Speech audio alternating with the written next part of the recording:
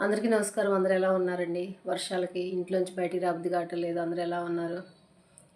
వంటగది పక్కన మాకు ఒక బత్తాయి చెట్టు ఉందండి. పక్కింటోళ్ళది అది. కాయలన్నీ పండిపోయినాయి చూడండి. చెయ్యి పెడితే అందుతాయి అనమాట. కాకపోతే మెష్ చేశారు. కోసుకోవడానికి వీలు లేకుండా. ఆ కాయలు పండిపోయి గాలికి టపా కింద పడుతున్నాయి. ప్రాణం ఉసూరుమంటుంది. చూడండి గుత్తులు గుత్తులు ఎలా ఉన్నాయో. పైకెళ్తే అందుతాయి కానీ మేమే కొయ్యము ఎందుకని చెప్పేసి. చూడండి కిటికీకి ఆనుకొని. ఆ మెష్ లేకపోతే ఇంకా మా వాష్ ఏరియాలోకి వచ్చేస్తాయి కొమ్మలు. ఎలా ఉందని చెప్పేసి బయటకొచ్చామండి. ఏసిన తలుపు తీయలేదు. చూడండి ఇదిగో వర్షం ఇలా పడతా ఉంది. గాలి, వాన ఒకసారి ఉండి గట్టిగా వస్తుంది గాలి, వర్షం. అంటారు కదా పెద్దవాళ్ళు, ఎంత ఎండకైనా ఉండగలం గానీ వర్షానికి ఉండలేమని.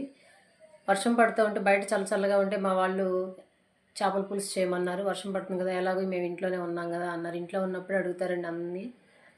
లేకపోతే కాలేజీలకి, స్కూల్‌కి వెళ్ళిపోతే చేయటం కుదరదు కదా! ఇంట్లో ఉన్నప్పుడు తలా ఒక వెరైటీ అడుగుతారనమాట.